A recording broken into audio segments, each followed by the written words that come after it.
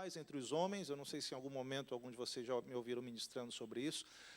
E o versículo que nós vamos nos basear inicialmente é o que está em Lucas, capítulo 2, verso 14. Quantos já leram esse texto ou ouviram esse texto em alguma apresentação? Eu creio que todo mundo, né? Que coisa conhecida. De repente, os anjos chegam e começam a cantar glórias a Deus nas maiores alturas, paz na terra entre os homens, a quem Ele quer bem. E eu não sei você, mas para mim, isso já me lembra Natal, né? Já sinto o gosto de panetone, já imagino árvore de Natal, já imagino cantata na igreja. Esse versículo tem cara de Natal para mim. Mas é interessante que ele nos revela algo que vai muito além da questão do Natal. Ele nos mostra uma grande vontade de Deus para a tua vida e para a minha vida. Quando ele manda Jesus à terra, e nesse momento é o relato do evangelista Lucas, que Jesus está nascendo, e os anjos cantam, eles estão revelando verdades. Primeiro, eles estão engrandecendo a Deus, e diz, glória a Deus nas maiores alturas, porque Deus é digno de toda a glória. Mas depois ele diz assim, e que haja paz na terra entre os homens a quem Ele quer bem. Tem algumas pessoas que traduzem assim um pouco, né, indevidamente, aos homens de boa vontade. Na verdade, né, não tem muito homem de boa vontade. A Bíblia diz que nós somos pecadores. Nós nascemos com essa semente do pecado, e por mais bonito que a gente seja, por mais cheiroso que a gente seja, por mais educado que a gente seja, a nossa essência, segundo a Bíblia, é uma essência de quem nasce com o DNA da morte, com o DNA do pecado que foi nos transmitido lá no Jardim do Éden. Mas Jesus veio também para mudar isso e nos dar a verdadeira vida. Mas eu quero me ater hoje, a gente vai tratar particularmente de uma maneira especial sobre esse lado paz na terra. Entenda uma coisa, Deus quer que você tenha paz.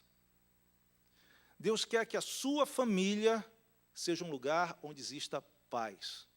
Que o teu ambiente de trabalho seja um lugar em que exista paz. Que a nossa comunidade onde a gente viva seja um lugar onde haja paz. Porque o nosso mundo está cheio de tudo quanto não é paz, tentando nos abater, tentando nos agredir, tentando nos colocar para baixo. Vamos entender um pouquinho mais, então, sobre o que a Bíblia nos fala a respeito de Deus, a maneira como a paz é importante, como paz está no plano de Deus e também a nossa parte nisso tudo. Primeira coisa, quando a gente fala de Deus, nós sabemos que o nosso Deus está no céu, já disse o salmista, e faz tudo conforme Ele apraz. Deixa eu te contar uma coisa que é meio lógica. O céu é um lugar de paz. O céu é um lugar de paz. Se você ver essas palavras bíblicas, a gente não vai ler todas elas, mas você vai ver que no ambiente celestial, onde está o trono de Deus, onde estão os 24 anciãos, né? A gente tratou disso um dia desse aqui, no céu existe paz, não tem problema. Na verdade, teve uma vez que no mundo espiritual a paz foi desafiada, a paz foi perturbada. Isso está lá em Isaías, nos fala, se você quiser ler, em Isaías 14 e depois Ezequiel 28, diz que no momento em que Lúcifer, que era um querubim, um ser espiritual que servia a Deus, no momento em que ele decidiu se levantar contra Deus, aí aquela tranquilidade que reinava no céu foi perturbada, justamente porque alguém decidiu se levantar contra a autoridade de Deus, contra a pessoa de Deus. E sabe uma coisa? É interessante, nós vamos ver depois, mas eu já queria mencionar, Jesus nos chama para ser pacificadores. Pessoas que trabalham, pessoas que se esforçam para que haja paz. Sabe por quê? Porque essa é a natureza dos filhos de Deus, serem pacificadores. Onde não tem paz, onde existe alguém que está promovendo o conflito, promovendo a confusão, promovendo a quebra da paz, esse agente, essa pessoa, está se identificando com esse mesmo ser chamado Lúcifer, que hoje a Bíblia apresenta como Satanás, como aquele que vem tirar a paz. Aquela pessoa que vem até no céu, ele fez confusão. Que coisa, né? Estava tudo tranquilo. E não bastou fazer confusão no céu, desceu para a terra para trazer desgraça também. Ô camarada terrível, mas o que é dele está guardado, como a gente diz lá no Pará. O céu é um lugar de harmonia. O termo em hebreu, shalom, você já deve ter ouvido, É a paz, mais do que a paz no sentido de que nós não estamos em guerra, mas essa plenitude do que Deus quer proporcionar à nossa vida, bem-estar. Uma das coisas que eu tive fazendo no Brasil foi um tratamento, né, tanto a minha lombar como meus ombros. Eu estava muito tempo com dores, articulação, quase eu teria que operar. Mas nesse processo comecei a fazer a fisioterapia. Depois de muito tempo, eu comecei a sentir o meu corpo, né, muito bem. Eu sei que você olha assim, não me dá 23 anos, né? É porque eu não tenho mesmo, né? Mas eu comecei a ter uma sensação tão boa de estar bem fisicamente. E sabe, o shalom, a paz que Deus quer nos dar, traz esse sentido de plenitude, de bem-estar. Ora, Deus quer que essa paz, que é a realidade do céu, que é o que acontece diante do trono dele, esteja também presente aqui entre nós. Principalmente dentro do nosso coração, individualmente, em nós enquanto família, porque família é algo muito importante para Deus, enquanto igreja e assim por diante. Se você ler esses textos na sua casa, por exemplo, o profeta Ageu, o Espírito Santo está falando através do profeta Ageu, e ele diz o seguinte, olha, eu vou vir e vou reedificar essa casa, e a glória da segunda casa, do segundo templo que eu vou construir, vai ser uma glória maior do que a do primeiro templo. E ele termina dizendo, e eu vou determinar paz nesse lugar. A casa que está falando, os judeus tinham uma ideia do templo físico, porque na época que Salomão construiu o templo, realmente a presença de Deus veio e ocupou aquele lugar de uma maneira especial. O templo foi destruído, depois reconstruído, e falava de uma segunda glória em que Deus ia se mostrar ainda maior.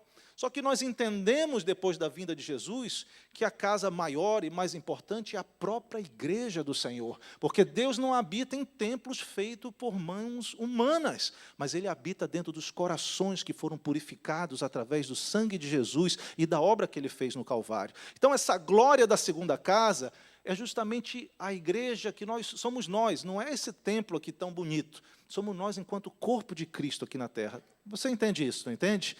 E nesse lugar, na igreja, Deus quer declarar paz. Deus está determinando ali paz. É o que diz lá em Ageu, capítulo 2. Romanos, capítulo 14, diz o que aí? Que o reino de Deus não é comida, não é bebida, mas é justiça, alegria e paz no Espírito Santo. Você já pensou você chegar diante do apóstolo Paulo e dizer assim para ele, Paulo, Jesus falou tanto sobre o reino de Deus, que o reino de Deus é chegado. Explica para mim, o que é esse reino de Deus? São grandes catedrais, são grandes pregadores, são igrejas com muitas pessoas. Como é que é isso? O que vai acontecer? Cristão sendo líder de uma nação? É algo nesse sentido? Paulo ia te responder, olha, o reino de Deus é paz, justiça e alegria no Espírito Santo. Paz é uma característica do reino de Deus, daquilo que Jesus veio fazer da terra. A obra dele aqui nesse mundo tem a ver com paz. E você vai ver aí Mateus 6, 10, depois 5, 9, fala da importância da paz. E particularmente no Sermão do Monte, ele fala, bem-aventurados os, por quê? Serão chamados filhos de Deus. Eu não quero que você levante a mão, mas quantos filhos de Deus estamos aqui? Somos pacificadores? Estou me esforçando para ter paz, porque uma coisa você vai sair daqui sabendo. Quem busca paz é filho de Deus. Quem traz confusão, problema, discussão, contenda, briga, agressão e coisas do tipo, é assim com aquele que deu problema lá no céu também, chamado Lucifer, e hoje chamado Satanás. Estamos concordados aí? Amém, assim meio com medo, né? Não se preocupe, no final o pastor Miguel vai orar, se você é filho de Satanás, né? Mas existe transformação, porque a palavra de Deus ela é como um martelo que vai quebrando as pedras, as coisas duras no nosso coração, você está entendendo? E hoje, olha, Deus vai tirar alguma venda no sentido da tua vida, das várias dimensões do teu viver. Nós somos promotores da paz, somos pacificadores. E que coisa tremenda quando a gente está agindo para promover paz, causa uma mudança no mundo espiritual. Mas vamos lá correr um pouquinho mais. Temos que buscar a paz nos nossos relacionamentos. Entenda bem que a paz, justamente, ela se dá no relacionamento humano. Porque cá para nós, se eu estou aqui com esse púlpito aqui, você concorda que é difícil eu perder a paz com ele? O que ele pode fazer para mim, para me perder a paz? Né? Cair, mas caiu ele, não caiu eu. A questão da paz, quando os anjos anunciam paz na terra entre os homens, a paz que precisa ser estabelecida nessa dimensão é aqui, olha, no nível dos relacionamentos. É na maneira como a gente trata um outro, é na maneira como a gente interage nos diversos contextos sociais onde a gente está. E a exortação de Deus, através dos apóstolos, através da Bíblia, se você ler aí essas passagens, tanto Romanos como Hebreus, diz assim, olha, no que depende de vocês, busquem a paz, se esforça pela paz, seja um promotor da paz, seja um pacificador.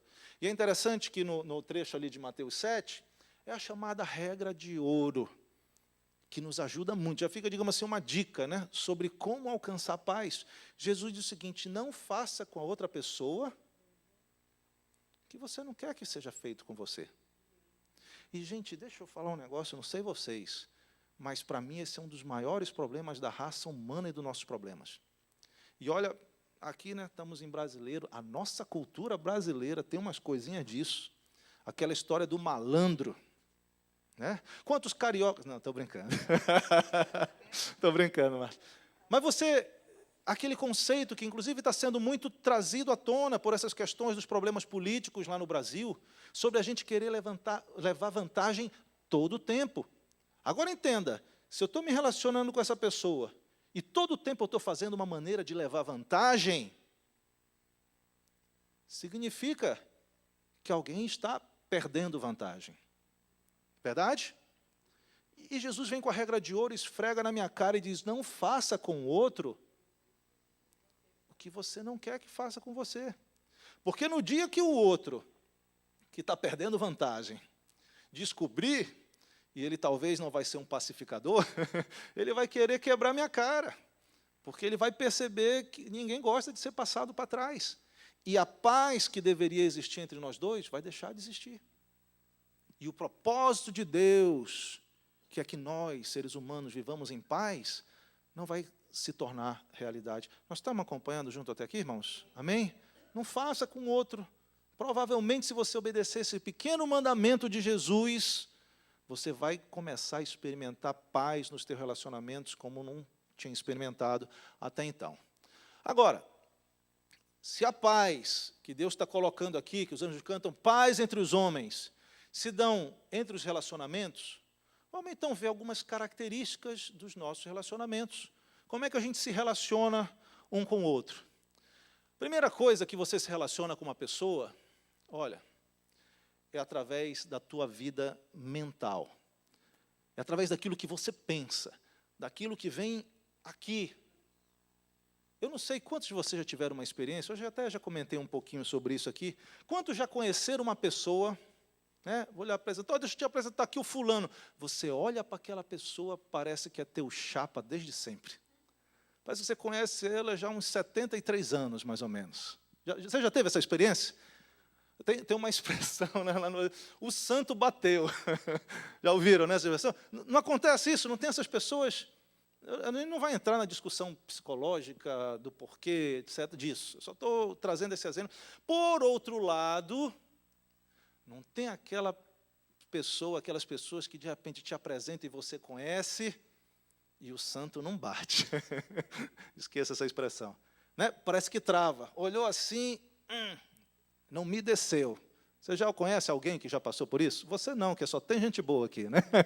Aqui só tem pacificador abençoado. Mas não acontece às vezes isso? Não tem essa situação? E aí, por quê? De alguma maneira, aqui, ó, começa tudo aqui. Alguma coisinha, você chega e olha e diz, mas esses anéis não me gostou, não gostei. Eu acho que ela quer aparecer porque é a esposa do pastor. Aqui, tudo aqui.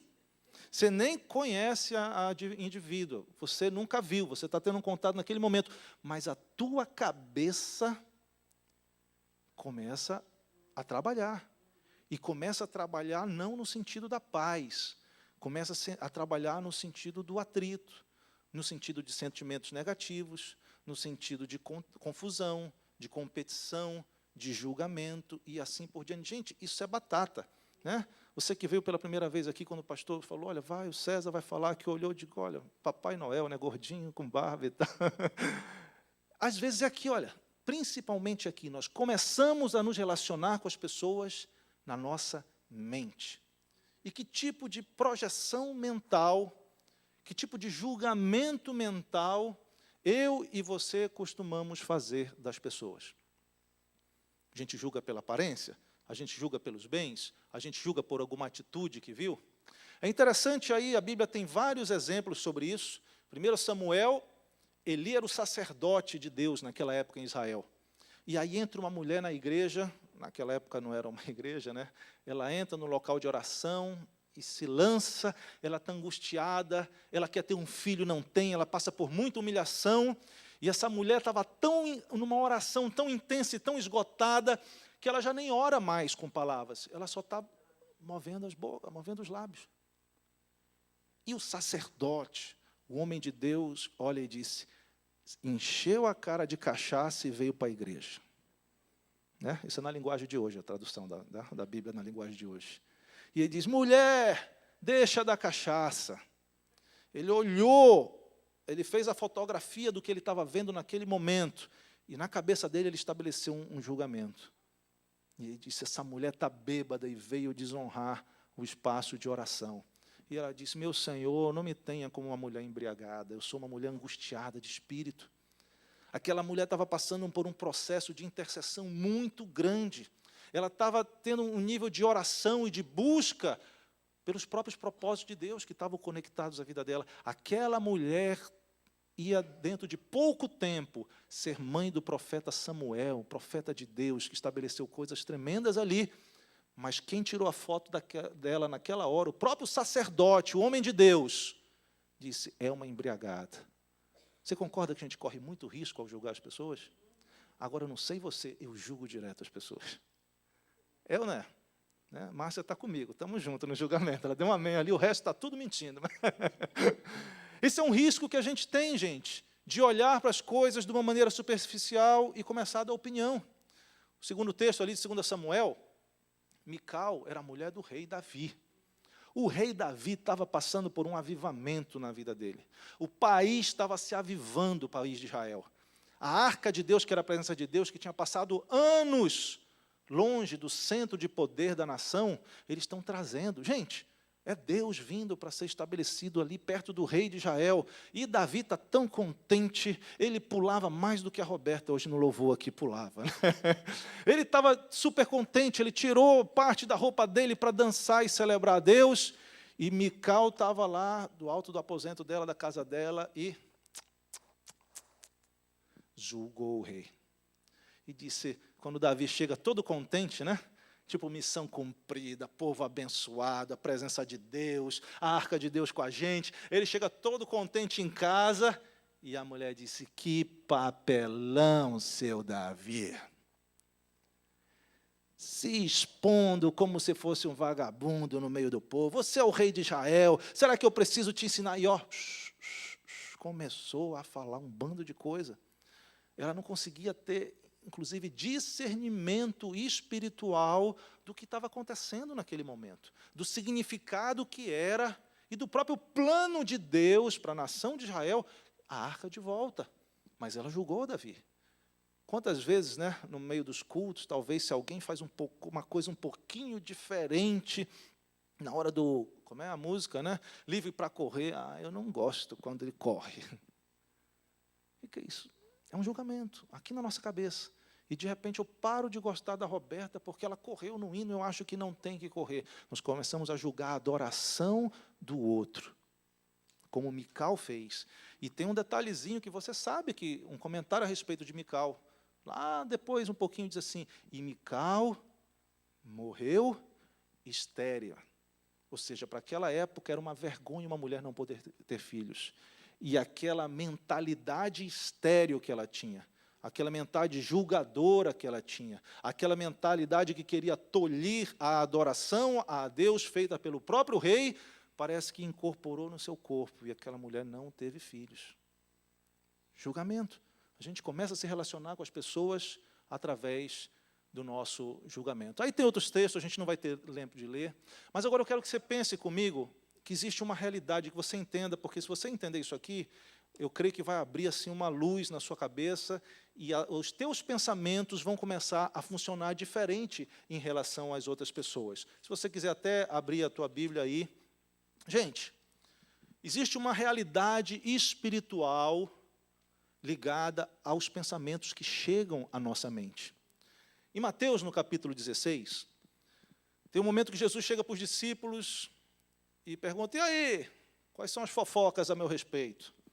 Aí os discípulos começam a dizer: tem gente dizendo que tu és Elias, tem gente dizendo que tu és Moisés, ou que tu és um dos profetas que voltou dos mortos. Aí Jesus diz assim: e vocês, o que dizem que eu sou? O que vocês acham que eu sou? Irmãos, nesse momento, o Espírito Santo fala ao apóstolo Pedro. O Espírito Santo inspira o apóstolo Pedro. Quantos já colaram numa prova na escola? Né? Sabe que alguém chegava e disse: é a letra B, é a letra B. Né? Que negocinho assim? Escreve diferente. Essa palavra tem a ver com o que o Espírito Santo faz ao inspirar as pessoas que escreveram a Bíblia e os profetas. Ali, Jesus pergunta: vocês, discípulos, que dizem que quem vocês acham que eu sou? O Espírito Santo chega assim no pé de Pedro e diz que ele é o Cristo, o Filho do Deus vivo. Aí Pedro: tu és o Cristo, o Filho do Deus vivo. Sabe o que Jesus diz imediatamente? Ele diz: Pedro, quem te soprou isso, quem te trouxe essa ideia, não foi a tua carne, não foi o teu sangue, não foi nada físico, mas foi o Espírito de Deus. O Espírito de Deus te comunicou, Pedro, uma verdade espiritual. E tem mais. Em cima dessa revelação que tu tivestes, de que eu sou o Cristo, o Messias, o enviado de Deus, em cima dessa revelação, eu vou edificar a minha igreja e as portas do inferno não vão prevalecer contra ela. Que momento chave, que momento, né, revelador dos planos de Deus. Quem eu sou? O Espírito Santo fala: o Cristo, o Filho do Deus vivo. Pedro fala: tu és o Cristo. Jesus diz: não foi carne e sangue, foi o meu Pai, foi o Espírito de Deus que está te revelando isso. E em cima dessa revelação eu vou construir a minha igreja e as portas do inferno não prevalecerão contra ela. E até hoje a igreja do Senhor está aqui, cada vez mais marchando, até nós irmos encontrar com o Senhor nos ares. Amém? Mas isso não é o principal que eu quero falar. Pedro acabou de ter uma revelação de quem? Do Espírito Santo de Deus. Essa revelação veio na mente de Pedro. Um pouquinho depois, a Bíblia diz, prossegue aí, Jesus começa a dizer: olha, deixa eu contar uma coisa para vocês. Está chegando o tempo que eu vou ter que ir para Jerusalém. E lá eu vou ser preso, eu vou ser esbofeteado, eu vou ser ferido, eu vou ser crucificado, eu vou ser morto. E ele começou a pintar um quadro pesado, o quadro do que seria o martírio de Jesus, a paixão de Cristo, para até morrer por nós, pelos nossos pecados. Quando Pedro tinha acabado de ouvir quem? O Espírito Santo. Quando ele ouve isso, já não é mais o Espírito Santo que vem falar com ele. Veio um pensamento nele. E ele ainda deve ter pensado: gente, ainda agora eu estava com o Espírito Santo. Eu sou o cara dos 12 discípulos aqui. Eu vou na mesma força. E sabe o que ele diz para Jesus? Ele disse: Senhor, não faça isso. Longe de ti acontecer isso. Para com essa tolice tua, Jesus. Você sabe o que Jesus respondeu para ele? Arreda para trás de mim, Satanás. 5 minutos antes, o Espírito Santo fala, Pedro fala, e Jesus diz: foi o Espírito Santo. 5 minutos depois, gente, não foi bem 5 minutos, você sabe que eu estou, né? Só para depois vocês não dizerem: mas o César falou que era 5 minutos, como é que eles marcavam o relógio naquela época? Mostra onde está isso, estou falando com gente inteligente. 5 minutos e 33 segundos, para ser mais preciso depois, Pedro diz: não faça isso, não te deixe acontecer mal contigo. Jesus fala para ele: arreda para trás de mim, Satanás. Porque mudou a fonte do pensamento. Mudou aquilo que estava sendo proposto na mente dele. E aquele pensamento, aquela palavra de Pedro, se Jesus não fosse morrer na cruz, o que seria de nós? Nós não teríamos vida. O preço do sacrifício não teria sido pago. Se você vê lá, e esses dois trechos complementam Efésios 6 e 2 Coríntios, em Efésios 6 fala sobre a armadura de Deus, e tem uma hora que o apóstolo fala assim: tomai o escudo da fé, com o qual podereis apagar os dardos inflamados do maligno. Gente, o dardo é algo que se atira meio de longe. Aí eu vou te perguntar, aonde é que o dardo do maligno costuma acertar, ou digamos assim, aonde Satanás tenta acertar a gente com os seus dardos? Você concorda comigo? E, gente, sem perceber, talvez em alguns momentos, vem esse sopro, vem a ideia, vem um pensamento, vem um julgamento sobre os outros. E não é aquele do Espírito Santo que Pedro teve primeiro. É algo que vem para trazer aquilo no qual Satanás é perito. Desgraça, problema, né, os outros pecados, as obras da carne e a ausência de paz. Você está entendendo? Quando, lá em 2 Coríntios 10, 4 a 5, vai justamente nessa mesma linha. Nós vamos ler só para deixar bem guardado que nos seus relacionamentos você precisa ter muito cuidado com a maneira como você pensa a respeito das coisas. Diz assim, 10, desculpa. Diz, as armas da nossa milícia, as armas da nossa guerra não são carnais, mas são poderosas em Deus para destruir fortalezas. Armas espirituais, olha, ele continua, nós derrubamos raciocínios e toda altivez que se levante contra o conhecimento de Deus, e levamos cativo todo pensamento à obediência de Cristo. Você está entendendo como a nossa mente, Deus quer influenciá-la, Deus quer trazer os pensamentos do alto? Em 1 Coríntios, no capítulo 2, lá no final do capítulo, Paulo, inclusive, diz para os homens que buscam a Cristo, que desenvolvem a sua vida espiritual, homens espirituais, ele diz, nós temos a mente de Cristo. Mas, muitas vezes, esses dardos estão querendo vir, para a gente falar o que não dá. A gente se arrepende de coisa que a gente fala, é ou não é verdade? Mas tudo começa aqui no pensamento. E a gente tem que ter esse cuidado, porque a nossa vida de pensamento possui por trás de si uma realidade espiritual. Pedro nos mostrou como isso é sério. Uma hora você está no Espírito Santo, e na outra o dardo vem, uma ideia vem. Né? Nós ouvimos notícias, né, essa semana lá do Brasil, semana ou semana passada, líderes evangélicos em situações muito fora, né, muito indevidas. E como isso acontece? Começa a ter alguma coisa na mente. E a gente tem que ter muito cuidado, particularmente na nossa área do que estamos tratando, nos nossos relacionamentos. Cuidado com os dardos que Satanás vai querer jogar na tua mente em relação aos outros. Em relação aos outros. Está entendendo? Vem aquilo ali, eu olho, digo, não gostei do fulano, ou você, por algum motivo, causa implicância, e aquilo ali vai. Deixa eu te falar uma coisinha. Jesus falou, não matarás. Né? Ele reforçou algumas coisas de mandamentos antigos. Na lei de Deus, não matarás, ele reforçou, justamente até quando a gente falar alguma coisa ruim a respeito do nosso próximo, nós já estamos ficando debaixo de juízo. Às vezes a gente não mata fisicamente, mas na nossa mente está cheio de defunto. Cheio de defunto, e cheira mal aqui dentro. Porque eu não gosto da Marta. Aqui na minha cabeça, aqui está morto. Você está entendendo? E eu não consigo ter um relacionamento de paz com ela. Então, imagina os desafios em alguns contextos, por exemplo, como os contextos familiares, de marido e mulher, que o tempo passa, o tempo voa. Dizia a propaganda que a poupança Bamerinos continuava numa boa, mas, às vezes, no dia a dia vai causando desafios, desgastes. Porque cá para nós, né, você convive com uma pessoa no ambiente de família, tem uma hora que começa a dar aquela agonia, né? Nós temos que ter, então, o escudo da fé, o entendimento muito claro que o nosso pensamento tem que ser um celeiro de coisas boas a respeito do nosso próximo, de obediência aos mandamentos e às ordenâncias de Deus. E aí a gente precisa justamente disso, ordenar os meus pensamentos segundo a palavra de Deus. O que é que diz lá Romanos capítulo 12? Não te conforma com a maneira de ser do mundo atual, mas transforma a tua mente, né? Através da transformação, é isso que Deus quer transformar.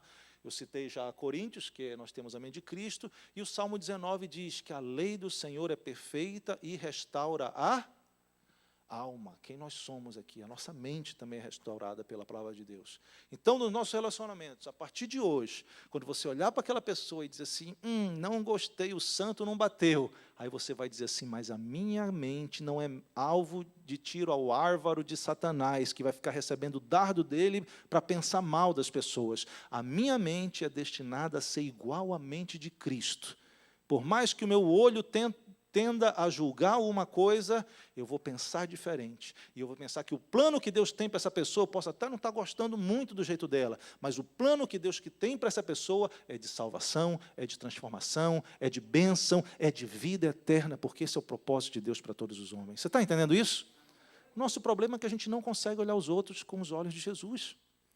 Uma vez, na igreja que eu congregava, há muito tempo, teve uma situação, o irmão veio falar comigo, mas me deu tanta raiva daquele irmão. E eu saí com aquele negócio, e depois eu parei e me deu esse estalo. Como será que Jesus olha para essa pessoa? Aí me veio, poxa, Jesus, por mais que eu acho que ele está errado, e no caso eu achava que estava mesmo, Jesus deve olhar e dizer assim, ainda que você esteja errado, se você se arrepender, eu vou continuar manifestando o meu amor. Quantas vezes nós estamos errados também, e Jesus nos perdoa do mesmo jeito? Por que eu não vou perdoar o meu irmão só porque olhei e julguei aqui dentro da minha mente? Primeira maneira como a gente se relaciona com as pessoas, através de nossos... É isso aí. Vamos tentar correr para pelo menos adiantar um pouquinho mais. A segunda maneira, gente, é na comunicação oral. É falando, é se expressando, é interagindo. E aqui é outro ponto que a gente não tem cuidado. Nossa boca muitas vezes fala o que não deve, até sem a gente perceber. Às vezes é tido a coisa por engano. Atualmente, nesse meio de comunicação que nós temos das redes sociais, você escreve, você não está na entonação. Gente, eu contei no dedo, vezes que eu escrevo uma coisa super tranquila, e do outro lado as pessoas leem como se fosse uma agressão. Não é um risco? O processo de comunicação tem esses desafios. A minha área, eu sou formado na área de comunicação social, e a gente sabe que às vezes é difícil tornar comum realmente ter uma... Imagina nos dias que a gente vive hoje, né? Se você já tentou conversar com alguém que você não conhece sobre um tema que você discorda no Facebook, você vai perceber como é difícil se comunicar direito. Aqui estão vários trechos, a gente não vai poder ler todos. Se você é daquele crente bacana que está anotando tudo, eu quero te dar o parabéns, seja no seu celular, porque eu vou dizer, isso aqui você vai esquecer daqui a 5 minutos. Mas se você estiver anotando isso aí, daqui a 2 semanas você vai dizer, espera aí, aquele negócio, onde é que está? Você vai recuperar e vai meditar. Então, eu te aconselho, todo domingo, venha pronto para anotar. São muitos textos que falam a respeito das nossas palavras, da importância que ela tem. E da mesma forma que a nossa mente existe um processo espiritual, nas nossas palavras também. Existe uma linha de algumas décadas atrás, em função de alguns estudos, né, de psiquiatria, etc., que alguns cristãos também pegaram, e veio um livro que talvez você já tenha lido, e talvez você tenha usado até essa expressão, que eu particularmente não acho ela muito apropriada, do jeito que costuma ser usado. Há poder em suas palavras. Você já falou isso aí para alguém, ou você já ouviu alguém falar? Suas palavras têm poder, né? É e não é. A gente tem que ter muito cuidado, né? Porque não é que a minha palavra tem poder. Se a minha palavra tivesse poder, eu ia dizer nesse momento, amanhã eu vou ganhar na loteria sozinho. E aí, vocês acham que eu vou ganhar? Não vou. Você está entendendo? A gente precisa ser sábio. Mas quando você olha algumas questões que a Bíblia apresenta, e infelizmente a gente não vai ter tempo de ir com calma, você vai ver que as nossas palavras, elas criam percepções nas pessoas. Criam percepções nas pessoas. Quando você olha aí 2 Reis, Israel estava sendo perseguida. Havia um exército inimigo querendo entrar na cidade.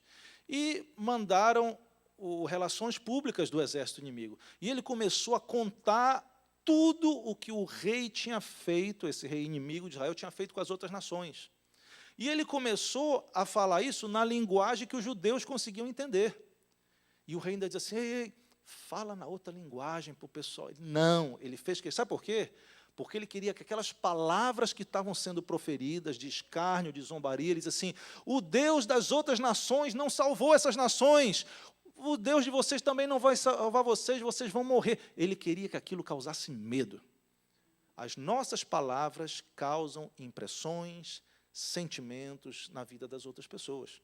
Eu li um livro, eu recomendo para quem é pai, para quem quer aprender mais, ele chama em inglês Anatomy of the Soul. Em português tem um outro título, que é da editora Vida, é um neurocientista cristão que fala muito sobre o cérebro. E ele mostra, particularmente nos primeiros meses e anos da vida de uma criança, a importância que você tem ao se relacionar com ela. Porque dependendo como você lida com essa criança, o cérebro dela está em fase de criação, você está gerando coisas que vão acompanhar essa pessoa basicamente para o resto da vida. Esses dias eu estava tratando de uma pessoa, conversando com uma pessoa, ela me falou dos traumas que vinham de infância, por ter sido a maneira como ela nasceu, e dentro de casa tinha outra pessoa, e ela era desfavorecida, e até hoje uma pessoa adulta, inteligente, capaz, mas tem aquela coisa. E quantos de nós mesmos, se a gente for olhar para dentro de nós, tem coisa que alguém falou, né? Falou a nosso respeito, talvez quando a gente era criança, aquilo interiorizou, e a gente carrega trauma, a gente carrega complexo, a gente não consegue lidar com certas circunstâncias, estamos limitados, por quê? Porque em relacionamentos que nós tivemos, pessoas falaram palavras que nos botaram para baixo e nos marcaram. Essa semana, antes eu passei na Flórida, estava com um casal também, eles contaram da filha deles, adolescente, que alguém falou alguma coisa do nariz dela na escola. Só que ela só descobriu depois. Quando ela chegou em casa, ela chegou meio chorando e disse, mãe, a partir de quantos anos eu posso fazer uma cirurgia plástica? Você já imaginou, porque alguém foi tirar sarro, é o que chamam hoje de bullying, né?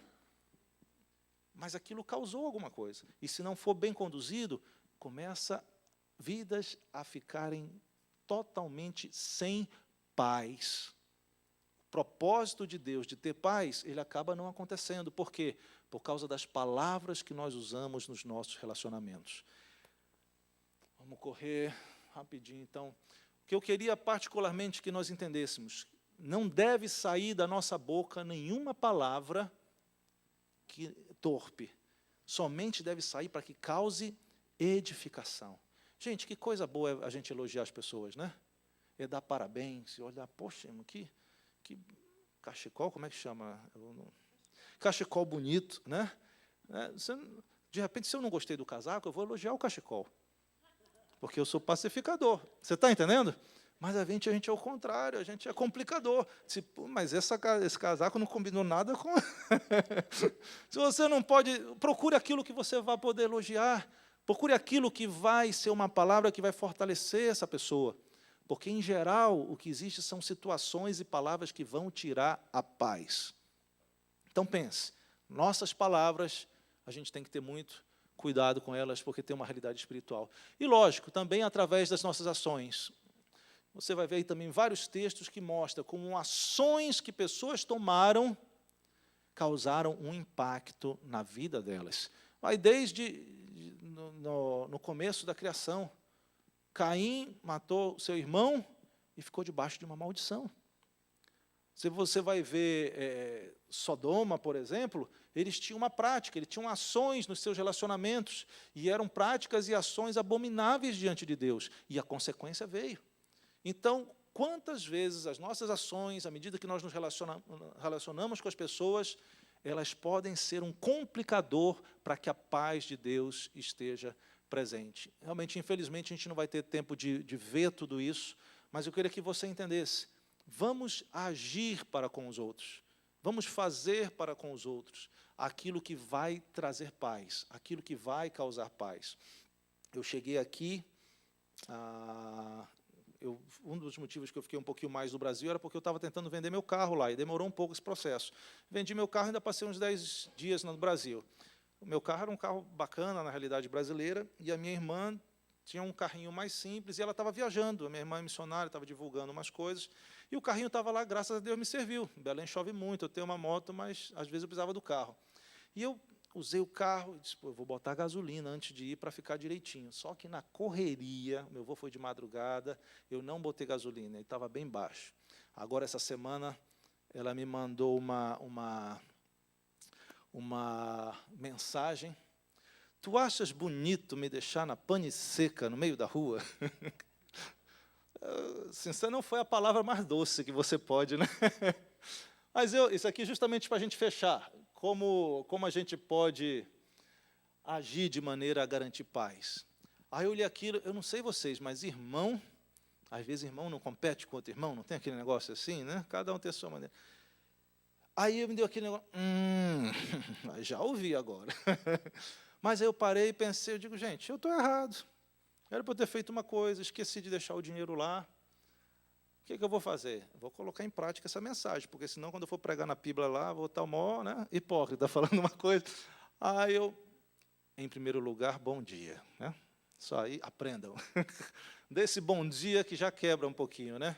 Aí eu falei, me desculpa, realmente eu usei o carro, eu pensei em colocar, mas esqueci. Me dá o número da tua conta para eu botar um dinheiro para tu ir lá. Tu chegaste a ver antes de tu sair, porque ainda dava para andar, né? E fiz todo aquele, né? Aí eu já respondi, na verdade, não teve pane seca, que eu vi que estava baixo, não sei, já começou a mudar a história. Você concorda? Desculpa estar usando um exemplo pessoal meu, mas é só para, né, que é uma coisa que está fresquinha ainda.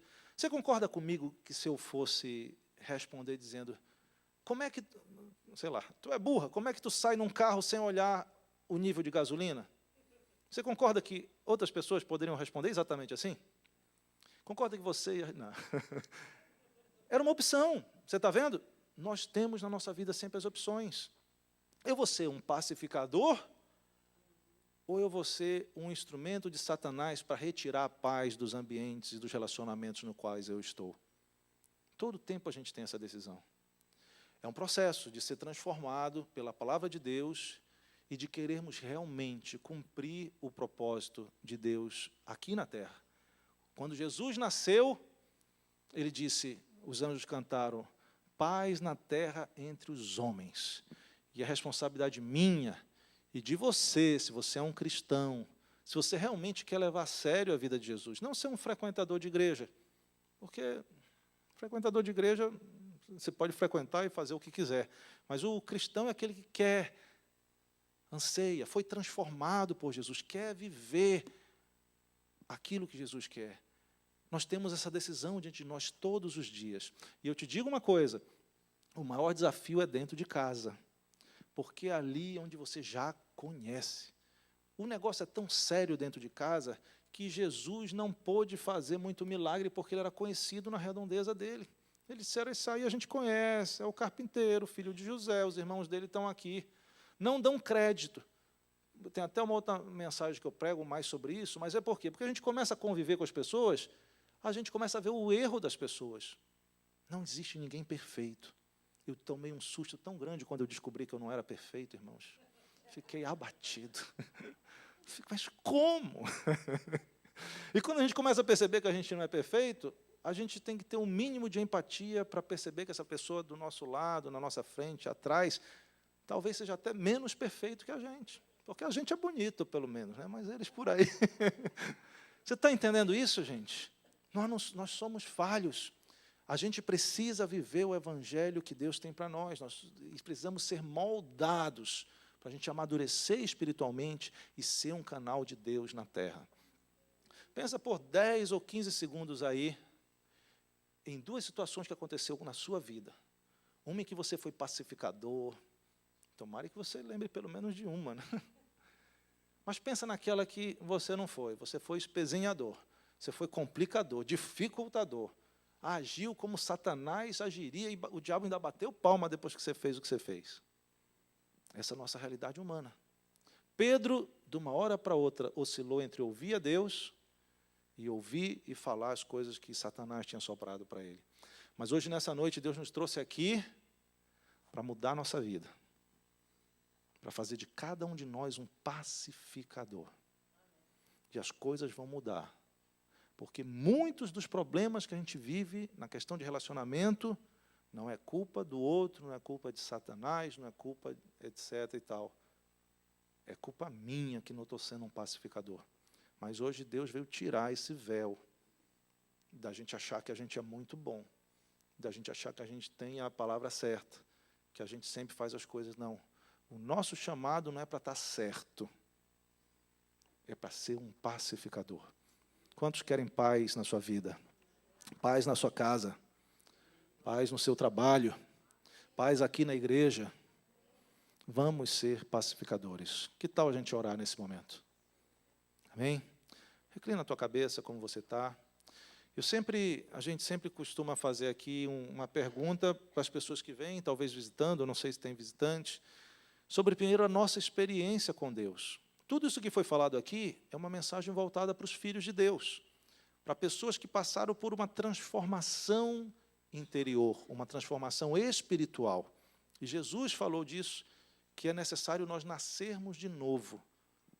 Não é importante você vir para uma igreja, frequentar uma igreja. O importante, o principal é você nascer de novo. Porque quem nasce de novo frequenta a igreja com a maior alegria.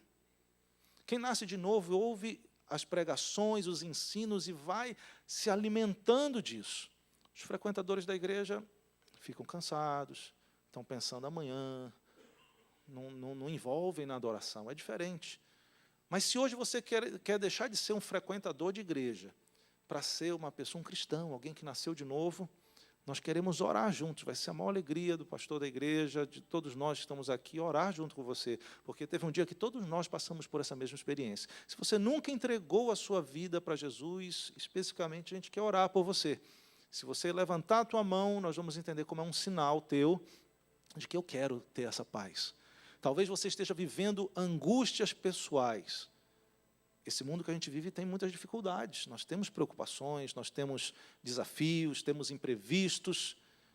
Mas quando nós temos Jesus conosco, a gente sabe que nós vamos vencer com Ele. E a presença dEle vai estar conosco em meio às dificuldades. Se você ainda não entregou a tua vida a Deus, te convido, levanta a tua mão nesse instante, nós vamos orar por ti. Se não tem ninguém, nós vamos focar na oração de apresentar nossa vida diante de Deus. E dizer, Senhor, vem me ajudar. Vem me ajudar.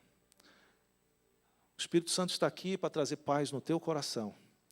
Nesse instante, se tu estás passando por alguma angústia, o Consolador, o Espírito Santo, ele desce como um bálsamo nesse coração. Nessa noite, a palavra de Deus está gerando fé dentro de você. As coisas estão se tornando claras, você está entendendo, porque a palavra de Deus é luz. Ela entra no meio das trevas e vai clareando as coisas e faz te fazendo entender melhor. Entenda que Deus quer que você tenha paz. É uma paz miraculosa. É uma paz que vai além dos nossos pensamentos. É uma paz diferente da paz que existe aí no mundo. Eu te convido nesse instante, entrega a tua aflição, a tua angústia a Deus. Dizer, Deus, vem com essa paz na minha vida. Eu recebo do Senhor, do teu Espírito Santo, essa paz. E à medida que você que está nessa situação vai orando e vai pedindo assim, eu também quero orar e pedir que você esteja apresentando a tua vida. Se você começa a perceber que tem áreas que você não está sendo um pacificador. Os teus pensamentos são malignos. Os teus pensamentos são ruins, são criminosos para com os outros. Isso não é o pensamento que o Espírito Santo quer trazer. Teus pensamentos estão sendo de julgar, estão sendo de querer o mal. Teus pensamentos estão sendo de invejar, de dificultar. Não é esse o pensamento do pacificador. Deus quer trocar isso. Deus quer que a inspiração do Espírito Santo venha sobre a tua mente, e à medida, principalmente, que você for lendo, meditando, conhecendo a palavra de Deus, mais material você vai ter para ser um pacificador e pensar o bem a respeito das outras pessoas. Se apresente a sua vida diante de Deus e diga, Senhor, me ajuda, eu quero. Pense nas situações de relacionamentos que hoje estão quebradas porque não há paz. Alguém que você conhece, talvez até aqui mesmo na igreja. Alguma coisa que bloqueou. Jesus veio para fazer essa restauração, para que haja paz. Quando eu pedi perdão para minha irmã, com essa questão da gasolina, eu me senti tão bem. Eu me senti tão resolvido. Eu me senti tão tranquilo, tão leve. Eu disse, que bom. E da mesma maneira, quando a gente perdoa, quando a gente se expõe e pede perdão, Deus faz isso na nossa vida. Vamos continuar orando. O Espírito de Deus está aqui, gente, está trabalhando na sua vida. Que coisa boa, que coisa doce é estarmos diante do Senhor. Senhor Deus, nosso Pai, te damos graças pelo Teu Espírito. Te damos graça pela Tua palavra, pelos Teus propósitos. Nessa noite a Tua palavra foi semeada. Que cada coração que recebeu seja como uma terra fértil que recebe. Vem nos ajudar, Deus, a sermos pacificadores. Eu oro por cada pessoa que está aqui. Venha a Tua paz, que venha a Tua paz. Ora, como Tu dizias aos Teus discípulos, paz seja convosco. Paz seja convosco. Fala, Jesus, a cada coração aqui, paz seja com a Tua vida. Paz seja com a Tua vida. Receba a paz de Cristo. Senhor, e vem também mudar no nosso interior, nos fazer pessoas pacificadoras. Essa semana vai ser diferente. Eu oro por cada família que está aqui. As palavras duras ditas, os pensamentos ruins, as atitudes ruins, vem transformar, Senhor. Essa semana há de ser diferente, porque a Tua palavra está falando ao nosso coração. Os ambientes de trabalho, de tensão, começam a mudar, Senhor. Começa a trazer a Tua paz. Nós estamos prestes a celebrar o nascimento de Jesus, príncipe da paz. E queremos que aquilo que foi falado pelos anjos há 2000 anos atrás seja uma realidade na nossa vida. Que haja paz na nossa vida. Paz entre os homens. Paz entre as pessoas que estão aqui neste lugar, entre as famílias que estão aqui. E nós vamos ficar tão felizes, Senhor, e nós vamos dar a Ti a honra e a glória, porque Tu és o príncipe da paz e Tu mereces todas as coisas.